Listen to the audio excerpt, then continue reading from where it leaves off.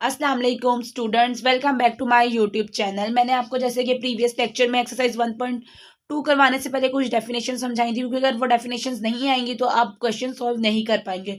तो वो डेफिनेशंस अगर किसी को नहीं समझ आई तो वो मुझे बता दे, मैं उसे और अच्छे तरीके से समझा दूंगी। पर अगर किसी ने अभी तक वो लेक्चर्स नहीं देखे तो वो जाकर पहले वो लेक्चर्स देखे, तभी वो बच्चा एक्सरसाइज नंबर 1.2 कर सकेगा।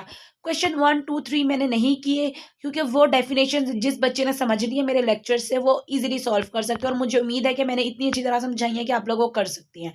तो चलें देखते हैं क्वेश्चन नंबर 4 क्या है। क्वेश्चन नंबर 4 में हमें कहता है find negative of a matrix, कि एक मैट्रिक्स का नेगेटिव फाइंड करें। सिंपल है व्यूअर्स, ये हमारे पास है ए इज इक्वल 1, 0, -1। हमने नेगेटिव लेना है, जहाँ पॉजिटिव होगा वहाँ नेगेटिव कर देंगे, जहाँ नेगेटिव होगा वहाँ पॉजिटिव कर देंगे। माइनस ए इज इक्वल है माइनस इंटू 1, 0, -1।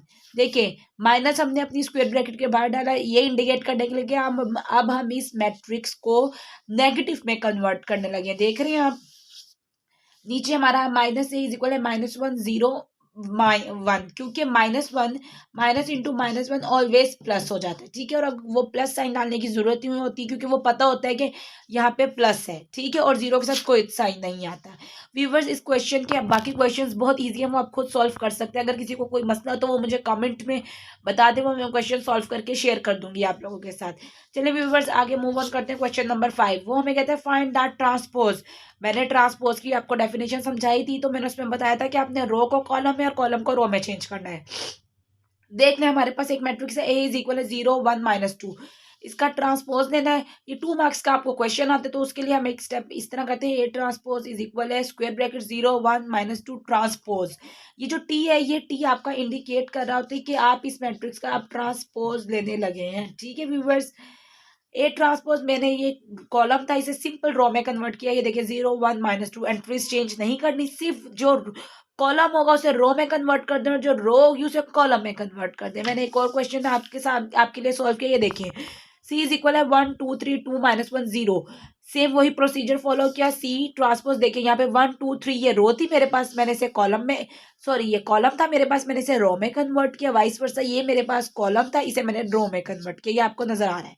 चले व्यूवर्स, क्वेश्चन नंबर 6 पे मूव ऑन करते हैं। वो हमें कहता है कि इफ ए इज इक्वल है 1, 0, 2, 1, बी इज इक्वल है 1, 2, 1, 0, तो आप वेरीफाई करें A transpose into transpose is equal है ए। मीन्स इसे लेफ्ट हैंड साइड और राइट हैंड साइड हमने सोल्व करना है। लेफ्ट हैंड साइड हम लेते हैं ए इज इक्वल है 1, 0, 2, 1।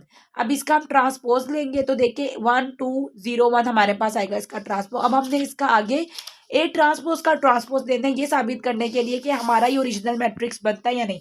जब हमने इसका दोबारा ट्रांसपोज किया तो ये देखिए 1, 0, 2, 1 जो हमारे पास ओरिजिनल मैट्रिक्स था, यहाँ मैं दोबारा लिख देती हूँ, ये हमारे पास ओरिजिनल मैट्रिक्स था और वही फॉर्म बनी। तो ये क्या प्रूफ किया गया इक्वेशन 1 से, कि ये प्रूव हुआ कि A transpose whole transpose is equal है ए। वाइस वर्सा, ये क्वेश्चन नंबर बी है, ये देखिए B transpose into transpose is equal है बी।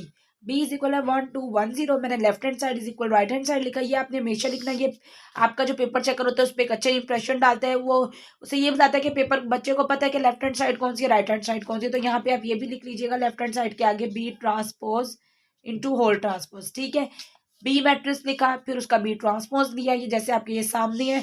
फिर उस ट्रांसपोज का ही मैंने होल ट्रांसपोज लिया। सिंपल ट्रांसपोज में आपने कॉलम्स को अपनी रोज में कन्वर्ट करना है। ठीक है, अगर आप लोगों को इस पे कमांड है तो आपको ये क्वेश्चंस करने में बिल्कुल मसला नहीं होगा, ये आप बहुत आसानी से सॉल्व कर सकेंगे। व्यूवर्स, ये क्वेश्चंस आपसे 2 मार्क्स में पूछ दिए जाते हैं, कभी कभी लॉन्ग क्वेश्चन का पार्ट बनकर आ जाते हैं, तो प्लीज इन्हें ध्यान से करें।